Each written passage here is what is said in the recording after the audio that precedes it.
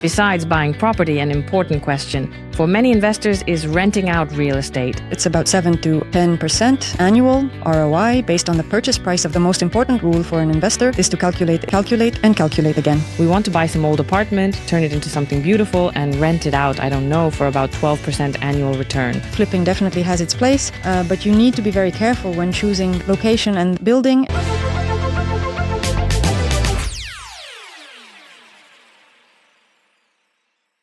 Hey everyone, you're on our channel Nevestate, where we share all the hottest and most interesting news about the real estate market in the United Arab Emirates. And besides buying property, an important question for many investors is renting out real estate. In this episode, we'll be talking with an expert, Margarita, who has been in this field for a long time. Margarita has her own company specializing in short-term property rentals. Today, she will give us a more detailed overview, covering all the questions, hidden pitfalls, and challenges that investors might face when renting out property on a short-term basis. Margarita, thank you so much for joining us today. So let's get started with our topic. First of all, can you tell us what short-term rental actually is?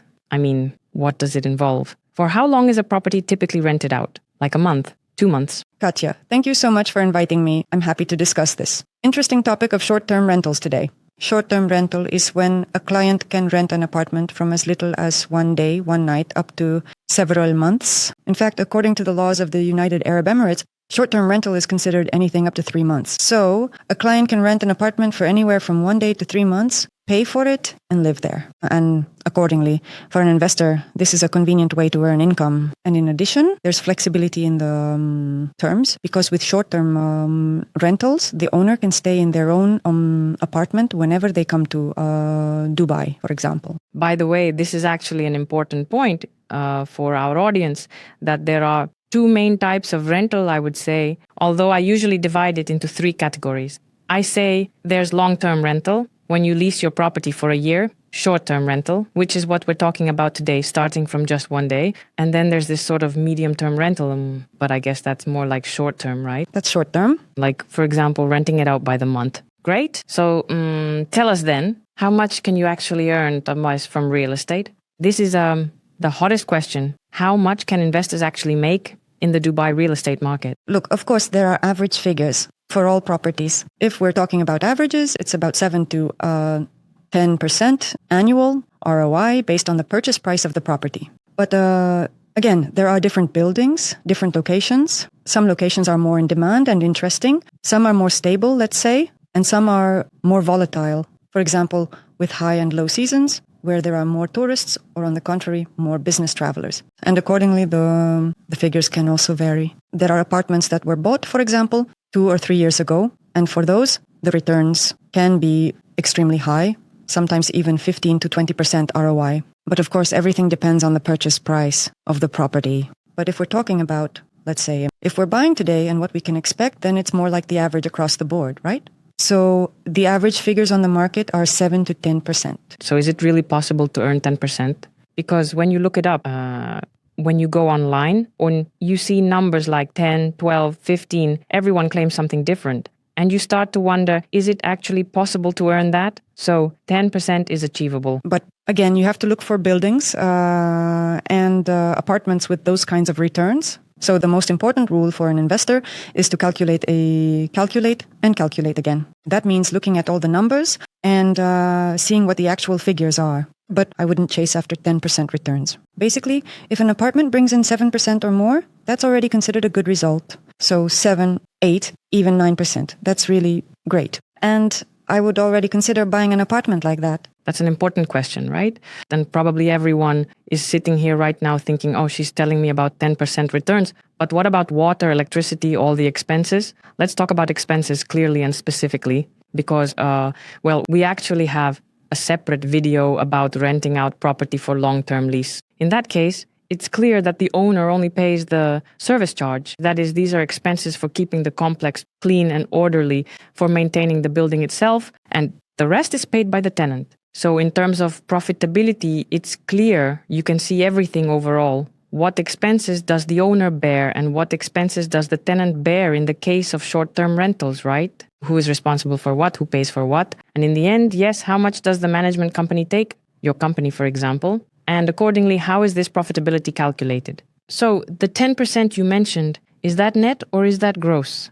Whenever we look at ROI and calculate it for a property, we always talk about net, about the actual profit the owner receives after deducting all expenses. But let's talk about the expenses, what they are. Of course, there's the service charge. The service charge is paid by the owner in any case, both for long-term rentals, as you correctly mentioned, and for short-term rentals. The owner also pays all utility bills. So there are two options here. Either the owner, for example, pays the bills themselves. Sometimes the owner has automatic payments set up and says that's more convenient for them, so they pay on their own. Or the management company pays all the utility bills directly from the income. And in addition, if there are any minor repair caused by the tenant, then that repair is paid for out of the deposit that the tenant pays when moving in. If it's something major that isn't the tenant's fault, then the owner pays for it. So does that mean all the expenses fall on the owner? So that means water, electricity, internet, service charge. That's the maintenance fee for the management company. And then your service fees are also paid. Our service fees, of course, and any repair work as well. How much is it? Currently, our property management commission is 20%. That's standard for everyone. But we have a discount system if an owner has more than one apartment that they give us to manage. So these 20% that are paid, are they taken from the profit? Rental price. So is that calculated from the gross as well or already from the profit? Now I'm going to take you a bit off track. Let's keep it brief, just so it's clear. Yes, look, there's a pricing system for each apartment. So there is a rental price at which the apartment is rented out. For example, let's say it's 10,000 dirhams per month for a given apartment. And accordingly, 20% is taken from those 10,000. But there are also additional charges. These include VAT, a 5% tax, which is the equivalent of VAT. And also the tourism fee, which is paid by the tenant. Well, the tourist pays it when they arrive in Dubai. For the first month, the first 30 days of their stay, they are required to pay the tourism fee. And accordingly, there are various platform commissions, which we add on top of the rental price. Therefore, the property owner in principle does not suffer at all from the various platform commissions, such as Airbnb, Booking.com, and so on. And accordingly, we take our commission from the net revenue of the apartment, specifically from the rental price. All right, well, more or less, I think it's pretty clear. What's important is what you're explaining, right? From 7 to 10% overall, that's what can be earned net. Yes. All right, an important question. So since I'm involved in real estate sales, my company, and we have investors coming to us at the first stage, we talk to them, determine their needs, their budget, and if it's an investment, then we work out the investment strategy. In other words, we explain that if you want to rent out the property for the long term, there are certain specifics involved, right? For example, to evict a tenant, you need to send a notice a year in advance and so on and so forth. But if it's short-term rental, then there are different conditions and there are management companies involved. At this stage, it's very important to choose the right property according to the investment strategy. For example, we often encounter real-life situations where people come to us after buying a property that was sold to them as suitable for short-term rentals. I look at it and see that this area isn't suitable at all. So naturally, the person doesn't get the expected return. They come to us and ask what to do. We analyze the situation and explain to them that no, here you need to rent it out differently because it's that kind of area. No one will rent it short-term or maybe just once a year for short or mid-term. That's only suitable for long-term rentals. So how can an investor, either on their own or through an agent, correctly choose areas and, in general, properties that are suitable for short-term rentals? This is extremely important. This is really the very first step, I would say, right? Because sometimes a person buys a property and only later thinks, oh, I wanted to rent it out short-term, but it's not suitable for that at all. As a specialist, how do you recommend an investor approach this issue? In fact, at the stage of deciding to purchase real estate, an investor should really ask themselves why they are buying it. And he acquires it for investment and rental income. If yes, then, as you correctly said, they need to choose a strategy, whether it's long-term or short-term rental, and understand how they want to receive their investment returns. Because there are areas, for example, Dubai Marina, JBR, some neighborhoods close to the sea, like Port de la Mer or others, the Palm. There is high volatility there, meaning that during the high season, the income is greater because prices soar and are much higher. But if, for example, it's the low season during the summer period, rental prices are much lower and accordingly, the income also decreases. So if we look at it over the course of a year, the ROI percentage is maintained But if we look specifically at the cash flow, then in the summer it will be much lower. These areas are definitely also profitable for purchase and investment. But the owner needs to understand that their cash flow will decrease significantly. But in areas like, for example, downtown or Business Bay, where not only tourists but also residents and business travelers come, the prices do drop in the summer, but not as much. This volatility is not felt as strongly there. Or for instance, areas that are located further toward the desert, away from the sea, that's Sports City, that's Production City, and possibly JVC. In these areas as well, the volatility in rental prices is much lower. And in general, I would recommend diversifying your portfolio. That is, some of the apartments should be in coastal areas, some in the business district, in the city center, and for example, some apartments in more residential areas where a completely different category of people also rent. These could be tourists, business travelers, or even residents who for some reason opt for long-term rentals. So even those areas that you probably wouldn't call bedroom communities, but rather good residential neighborhoods, you can also rent out properties there for short-term stays? Absolutely right. Interesting. Yes, absolutely right.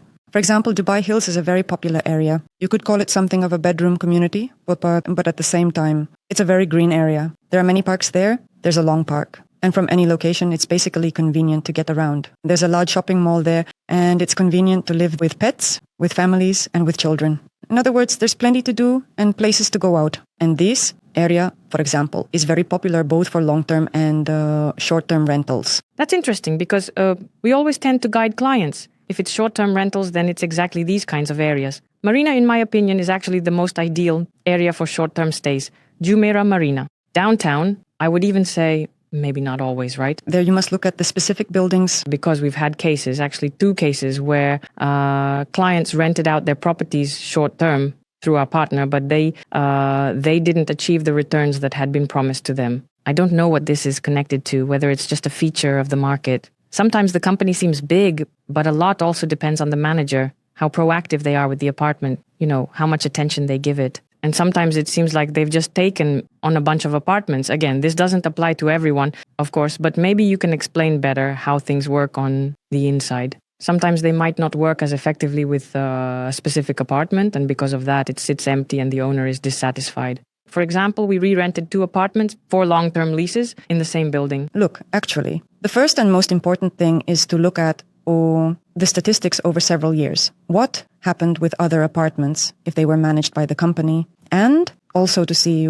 what's happening now, because there are a lot of factors involved. As you rightly said, it could be market volatility or the current situation in the market. Maybe it's some event or something that can be directly linked to what's happening in this particular area. For example, if there's an exhibition like Expo 2020, locations closer to the event venue rent out very well. Meanwhile, other areas might see a drop, but that's just a temporary phenomenon. In other words, it doesn't last for half a year or several months. And it's also very important to look at what strategy the company chooses for renting out apartments. What do they have? Do they have an IT infrastructure? This is very important because if there is an online booking system, if there is integration with OTA platforms, OTA stands for online travel agencies like Airbnb, Booking.com, Expedia, and possibly other platforms. And if there are direct integrations and dynamic pricing system, then of course it's much easier for such a company to rent out apartments and their performance indicators will be higher. Why? Because there are local resources such as Buyit, Property Finder, Dubizzle. Everyone here probably knows them. Clients looking for longer term stays come from those platforms. That's monthly rentals, or maybe 3 weeks, 2 months, for example. And in between those bookings, there are gaps. These gaps can vary. It could be 5 days, 10 days, or 2 weeks, for example. And then the chances of finding a client for exactly that gap through local sources are very low. That's when tourist platforms like Airbnb, Booking, and so on work really well. And if a company has integrations and can easily manage pricing, constantly monitoring what's happening with its apartments and what's happening on the market, then this strategy of combining longer and shorter bookings yields very good results. We have apartments that are rented out 100% of the time throughout the year. That's an almost unattainable figure. Generally, an occupancy rate of 86 or 87% is already considered good performance for a management company. For many of our apartments, the annual rate is 92% or higher. That's high, yes. These are indeed very high numbers, and this is exactly how we achieve both high occupancy and strong ROI and profitability figures. All right. But tell me, please, about the companies. Yes, that is Holdy Homes. We keep hearing about Holdy Homes. What kind of companies are these that rent out real estate for short-term stays? Are licenses required for this? And in general, how can you identify such a company? Yes, let me explain. Holdy Homes is a company that manages residential properties by renting them out specifically for short-term stays. A real estate company cannot hold a Holdy Homes license. To do this, you need to set up a company that specifically has a Holdy Homes license. And then after that, you need to obtain a permit, a license to manage property from the Dubai Economic Department. After that, for each apartment that is handed over for management, a management agreement is signed by the owner and is also signed from the owner, which serves as the owner's permission to manage the apartment. And then specifically for this apartment, with this set of documents plus the owner's documents, a request is submitted to the Dubai Economic Department in order to obtain permission to manage this particular apartment. Only after that can you start registering in the building, advertising the apartment, and renting it out for short-term stays. How can you check the Holdy Homes company? And in general, how do you choose which company to go with? Of course, there are a lot of different Holdy Homes companies on the market, so you should be very careful when choosing a partner. How can you do this? You can look for some referral connections. Maybe some of your friends or acquaintances have already rented out through this company. Ask them how the company operates. Naturally, you should check their documents. Does the company have a license? Do they have a bank account? That's also very important. Do they have a permit? A license to manage real estate? Look into their system. What do they offer to property owners and how can the owner monitor what's happening with their apartment? And if the company has IT technologies, if there is a personal account for the owner, if they have direct integrations with online travel platforms, then you can trust your apartment to such a company. You might even ask them to show you a few vacant apartments they currently manage to see what condition they're in, how they take care of other owners' properties, and then make your decision. That's very important. So you need to look at the license, check it, and also see what's available on the website, what IT tools are offered, right? By the way, that's really important because it shows how digitalized the company is and whether the owner can actually log in and in some kind of online format, see, for example, when the apartment was rented out, what current bookings there are for the apartment, right? It really is convenient and shows the level of the company compared to when everything is just done in some Excel spreadsheets, right? Undoubtedly, in general, when we talk about the digitalization of a company and the technologies a company uses, it reflects how far the company is thinking ahead and how it wants to develop in the future. Because, in my opinion, development without technology is simply impossible. If we look at our technologies, we have our own online booking system, which, of course, every property owner has access to, and they can see in real time everything that is happening with their apartment, what maintenance work has been done, how much it cost, who has stayed there, what rent the tenants paid with all the breakdowns. And in addition, we are also developing this technology for tenants. So it's also very convenient. When a tenant makes a booking, they automatically receive a message, immediately fill in all their details, and then automatically get all the information on how to get there, how to enter the apartment, how to use the electronic lock, and how to connect to the Wi-Fi. In other words, absolutely everything is in one place in a single online application. And these technologies help ensure that tenants are satisfied. They understand everything. It's all simple. There's no need to wait for anyone or ask anyone for any additional information. And there are video instructions as well. So everything is absolutely crystal clear. Of course, a guest like that will be happy to come back to the same apartment next time. We actually have quite a lot of repeat guests. And they already write to us, we stayed in such and such apartment, but please book it for us again for several trips over the next year. And do it right away. We only want to stay in this apartment. So this also gives us the added benefit of early bookings. That's great. Really awesome. By the way, this is actually important. So keep it in mind because I have a company that deals with real estate sales and I have 2 licenses. One is for brokerage, buying and selling real estate, and the second is for rentals, long-term rentals. If you are considering property for short-term rental, you can find all the contact information below this video. We would also be happy to introduce you to Margarita, and she will give you a detailed consultation on how to choose the right property, or if you already have an apartment and want to rent it out, she can manage it for you. All right, let's talk about risks, shall we? So with long-term rentals, for example, we have difficulties with evicting tenants. We've already been through all of that as well. So could you please tell us what risks an owner faces if they rent out their property for short-term stays? For example, what if the guests are noisy, right? So let's say they're making noise. I don't know. Maybe there are complaints or something happened in the apartment, God forbid. Or, for example, people refuse to leave the apartment, right? How are all these situations handled? In reality, there are almost no risks with short-term rentals. They're minimized as much as possible. Let me explain why. With proper property management, if you follow all the company's rules, which I think are more or less the same for most companies. First the money, then the apartment. Then the risk of non-payment simply doesn't exist. For example, the client pays, moves in, and has a short-term contract for a week, right? For example, for 10 days. Then when this contract ends, the client is supposed to move out. If for some reason the client doesn't leave, in reality, such cases are actually quite rare. Usually people are law-abiding and follow the terms of the contract. But if the client doesn't move out, every apartment is equipped with an electronic lock. There is a special regulation from an authority called SIRA. This is a government agency that is responsible for security in Dubai. And accordingly, as a law-abiding company, we equip all apartments with locks that the regulator permits to be installed. And this is very convenient because when the rental period ends, the tenant's access to the apartment also ends. And their password, the code they use to enter the apartment, is automatically blocked, so they can't do anything anymore. Without our assistance, they can't enter the apartment.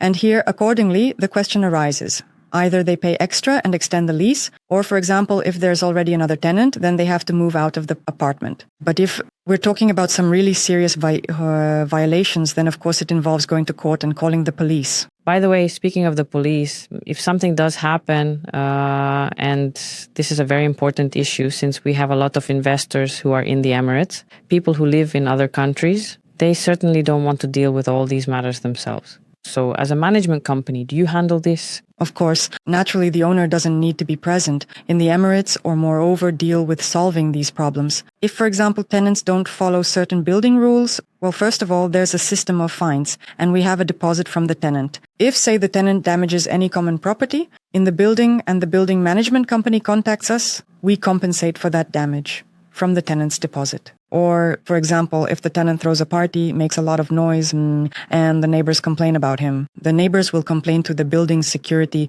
or concierge, for example, if it's during the day. Accordingly, the security guard or concierge will go up to the tenant and ask them to keep it down. No one will immediately call the police or escalate the situation. But if the person continues to disturb the public order, then of course the police will be called, we will be notified, our staff member will come, and then it will depend on how things develop. I see. So basically you're always on top of things and no one is going to call the owner in the middle of the night and say, hey, your tenants are making noise. Look, after the apartment comes under the management of the property management company, the management company is registered in the building as the contact person. And any question, any problem, anything related to this property, the management company is always the first to be called. Our colleagues work 24/7. If something happens at night, there will always be someone to pick up the phone and resolve the issue. But in many years, there hasn't actually been a single complaint that people behaved badly or that the police were called because of noise or anything like that. But we have had late night calls and visits because, for example, a client would leave the apartment and somehow lock the door and forget their phone, belongings, and so on inside, as well as the access cards for the apartment's electronic lock. And we would either open the apartment for them remotely after making sure that it was indeed our tenant, or we would go there in person and open it together with them, making sure it was really them. Well, they would show their documents after the apartment was opened. Naturally, we would let them in. Uh-huh. By the way, are there any other requirements for the property in general? You mentioned the lock. So as I understand it, this is actually some kind of new requirement, right? Including for the tenant's safety. Tell us a little about that. In general, are there any other requirements for apartments, maybe ones we don't know about, things that are supposed to be there? Well, look, I think the standard requirements are clear. The apartment must be furnished, and there is a specific list from the Dubai Economic Department of what should be in the apartment. That includes furniture, dishes, and glassware. Internet is also mandatory. And of course, the electronic lock that we already talked about. The lock is about the safety of the tenant, the owner, and the management company as well. And This requirement has actually been around for about a year. But now, let's say the grace period for gradually installing these locks in all apartments managed by Hold Homes has ended. Then now, every apartment that comes under management is first furnished. If everything is ready, then the lock is installed, and only after that can we start advertising and renting out the apartment. So this is by law. If it's not installed, then that already leads to certain fines. Some kind of new code, as I understand it, which is automatically generated if it's a new... Yes, a new code is generated for each tenant, so no one can enter the apartment without access. So first, the tenant makes a reservation and pays for it. So you have to know this code? No. We can, of course, look it up in the system because if someone forgets it, we can tell them. And besides the code, there are also cards. These cards are also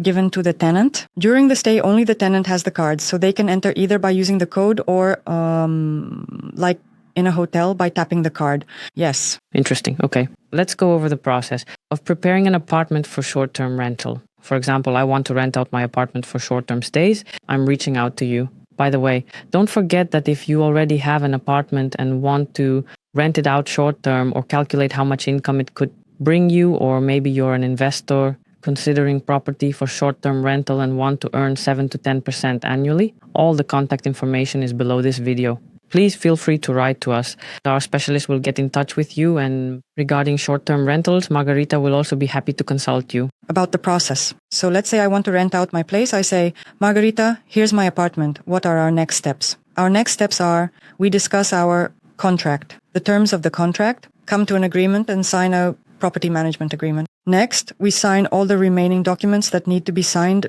and at the same time, we conduct an inspection of the apartment. Accordingly, if we see that something is missing in the apartment, for example, it's already furnished but not completely, and we notice that something doesn't meet the standards, then we ask you to purchase those missing items. Very often, for example, everything is perfect except there's no coffee machine. In general, all our apartments are equipped with capsule coffee machines, and that's a great advantage for tenants. And when choosing between different apartments, a tenant will pick the one where, for instance, they have the option to make coffee. Yes, a coffee machine doesn't cost much, but it's an extra perk that affects rental appeal and income. That's why we provide a list of all the essentials, and if something is missing, either the owner buys it or the owner is not in the country. For example, you might be the owner, but you're living in another country entirely, not in Dubai. Accordingly, we can help purchase everything that's needed, naturally coordinating the budget with you. After that, we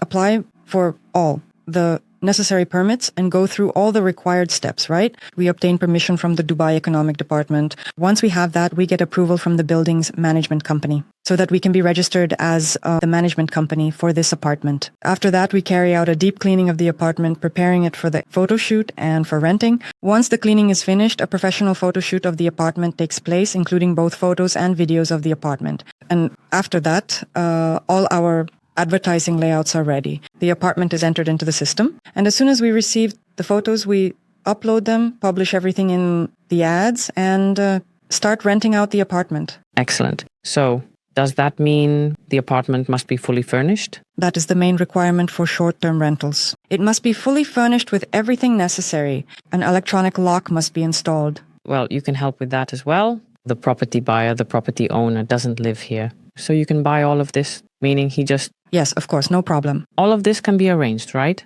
You mentioned getting a permit. Tell me, please, before buying, this is also very important, can all buildings actually be rented out for short-term stays? Or how should an investor approach this at the initial stage? Do you need to specifically choose such buildings, or can any building be used for short-term rentals? Tell us about that. Look, in principle, you can rent out almost any building for short-term stays, as long as it's not prohibited by the building's management company rules. Sometimes, the management company does not allow short-term rentals specifically in that particular building. But there are very few such buildings. So the easiest way is to go to local platforms like Bayut or Property Finder and check if there are any listings for short-term rentals in this particular building. That's the simple way for an owner to check, yes. But the status of the apartment is very important. Only apartments with apartment status can be rented out short-term. If it's a serviced apartment or a hostel apartment, then the Hold Homes company does not have the right to rent out such units short-term.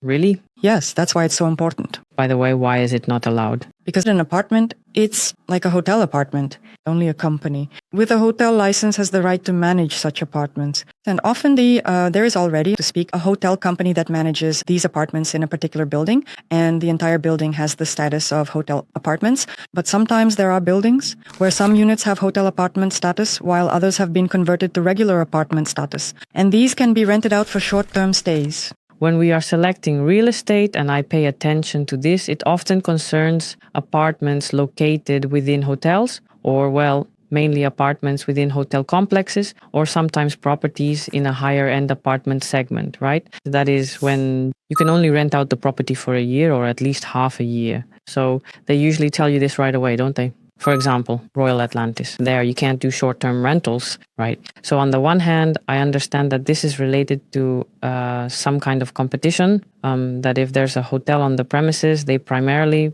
want to increase their own occupancy. And probably the main reason is that if we're talking about luxury real estate, none of the guests would want people constantly coming and going with suitcases. Imagine you bought a property for $2 million and then you have all sorts of random people living there all the time. So it's a matter of security and, privacy for the owners, renting out property for short-term lease by owners. So what are the advantages of working with you in this regard?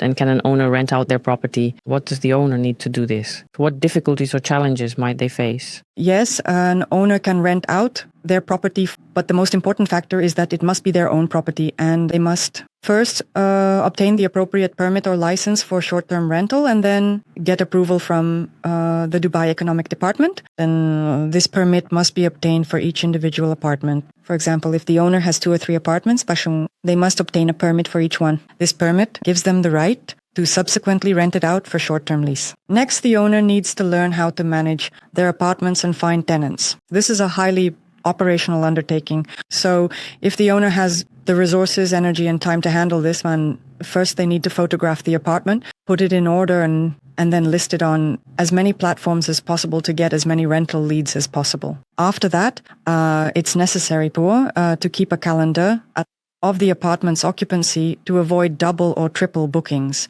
So you need to set up at least a simple booking system, because otherwise there's a high risk of not being able to manage it, especially if it's not just one apartment, but say you have 5 apartments. And then you also need to manage pricing, raising or lowering prices depending on the season, how your occupancy is going, if you have any gaps, and once a booking is made. It takes a lot of time to communicate with the client. For example, if it's a tourist, they'll have a lot of questions. How to get there, how to reach the place, where exactly is it located? How do I check in? How do I open this lock? How do I connect to the Wi-Fi?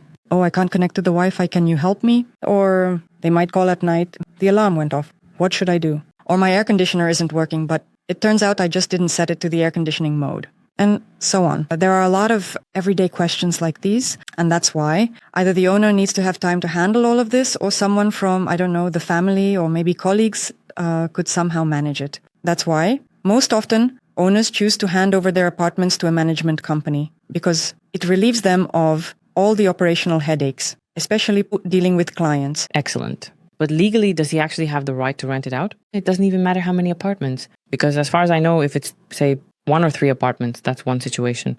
But when a person is already engaged in this activity, does it have to be licensed here, or does that not apply to personal apartments? Even if you have just 1 apartment, this activity must be licensed. You get a license, you get a permit. In other words, you officially notify the government that you will be renting out your apartment for short-term stays. So does that mean you get it specifically for the apartment? First of all, in general, you get permission to engage in this activity as an owner, as a private individual, and then you also get permission for each individual apartment. But another important thing, you are required to pay VAT.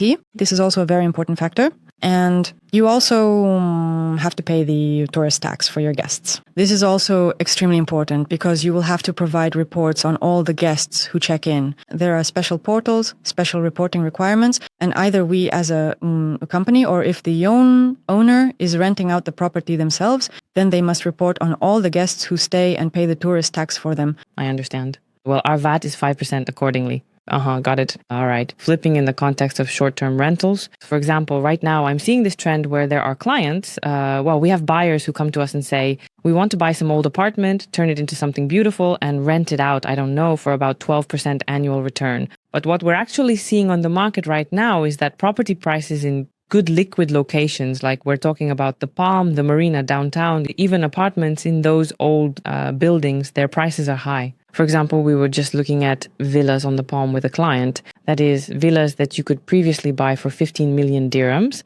and they might have been interesting to renovate and then rent out. Or the same goes for apartments like the shoreline ones, for example. Now, the prices there are almost the same as for apartments that already have renovations done, and there's only a small difference. I mean, well, on the Palm, villa prices are just insane now. How do you feel about this market overall? And do you think it's interesting for an investor to buy old apartments and renovate them? And the second question, which is also something I sense from our side, is that at least for long-term rentals, people don't want to live in old buildings. So one scenario might be, maybe you can talk about short-term rentals where people come for a brief stay, but for residents, you might have a nice renovated apartment, but the lobby is old. There's some kind of smell lingering there. And it's obvious the building is old. Maybe there are even cockroaches. So people don't want to live in buildings like that. And so on the one hand, it might seem like you bought the place cheaply and renovated it for renting out. But for long-term rentals, this isn't really a good strategy. How does this work with short-term rentals? Well, look, in short-term rentals, this also matters, of course, because people do sometimes ask what year the building was built. And if the client is, let's say, high-end of a higher level, then it will matter to them what kind of building they're staying in, what amenities are available, whether there's a good gym, whether there's a sauna, what kind of pool there is, deep or shallow. They even ask about things like that. And many people actually ask to see, could you record a video showing what's in the building besides the apartment? Because the apartment is great, but I'd also like to understand the surroundings, what's around me in this building. But if we're talking in general about short-term rentals, there are also buildings that are 10 years old, but they're managed very well, and there are practically no cockroaches there. And if there are any, pest control is carried out, so there are no problems with that. The common areas are well managed. The pool, the gym, and if there are saunas or anything like that. So these kinds of buildings actually do very well in the short-term rental market because the price for them is lower,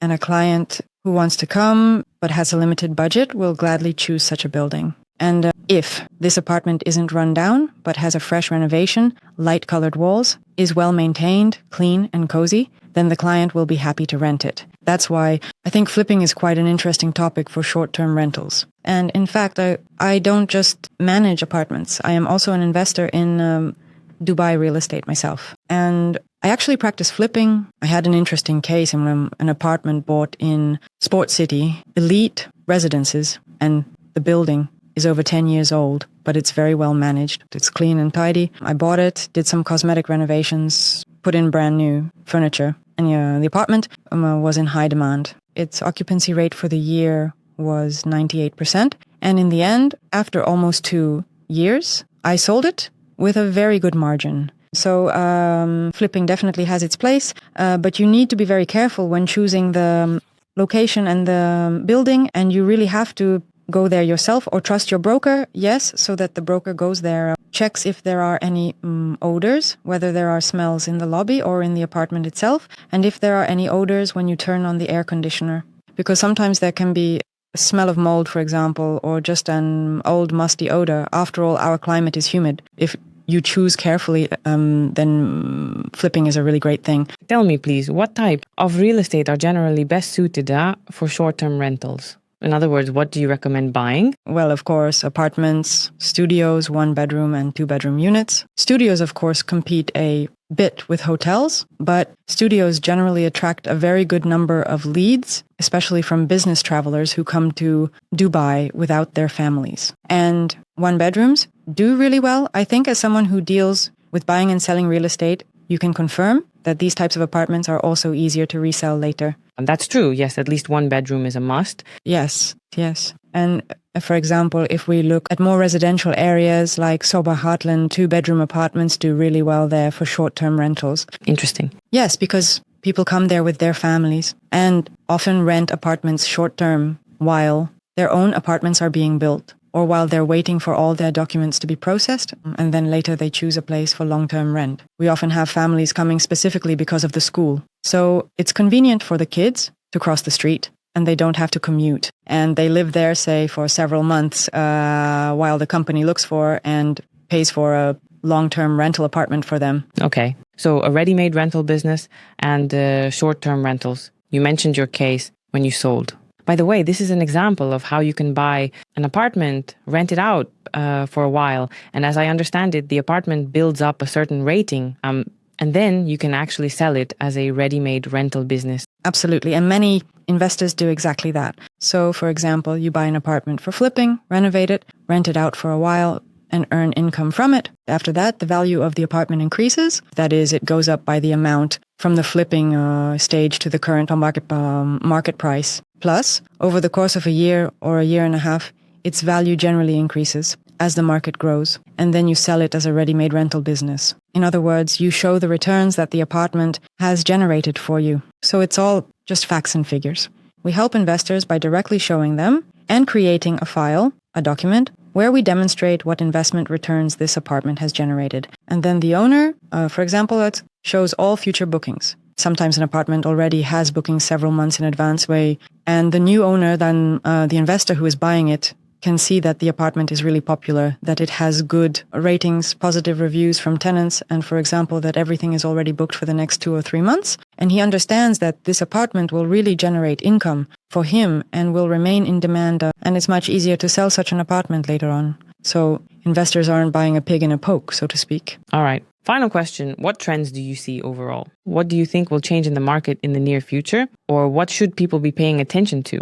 We've already discussed the aspect of digitalization, right? So there definitely needs to be some kind of platform. Is there anything else you see, like, I don't know, smart home systems or something else that's just starting to appear now, but you think will become a rising trend in our short-term rentals? Digitalization, yes, that's probably the main and most important thing. That's what will allow holiday homes companies to move forward and provide higher quality services, helping them stand out among competitors. Plus, it's also about how the company treats tenants and property owners as well as investors. Because for us, as a holiday homes company, there are 2 types of clients, the investor and, of course, the tenant. And it's very important to clearly understand when the high and low seasons occur. So, for example, during the low season, there's a trend to rent out property in packages for several months at once in order to cover the summer months, June, July, and August, so that the apartment doesn't sit vacant. And if a company keeps track of the market situation, then it can accordingly deliver much higher returns to the investor. Plus, it's also beneficial for tenants to book at a fixed price, so they're not faced with changing rates every month. Emma, by the way, it's interesting to talk about renting out properties in the summer. So do you somehow change your strategy for that? Because in the summer, everything just drops off completely. If you can earn high income in the winter, then in the summer, it really takes a nosedive. Or are there some segments that also do well in the summer? First of all, we never mislead property owners. We always tell them honestly right away how the apartment performs in and out of season. And if we're talking about locations, there are some that don't lose much value. The price might drop, for example, by 20% in the summer. And there are locations where the price can fall by 30 or even 40%. So yes, of course, we definitely change our rental strategy. In the summer, local platforms work better than short-term rentals like Airbnb and Booking.com. And we try to rent out right away for 2 or 3 months, or at least for a month, so that the apartment doesn't sit empty. All right, Margarita, thank you so much. This was a very informative and in-depth conversation. Thank you very much. If you have any questions left for Margarita or about choosing property for rental, or if you're considering real estate in Dubai in general, please leave all your contact information or ours below this video. We'll be happy to consult you, arrange a Zoom meeting, an online or in-person meeting with Margarita. Stay with us. We have many more interesting podcasts coming up. Thank you. Thank you.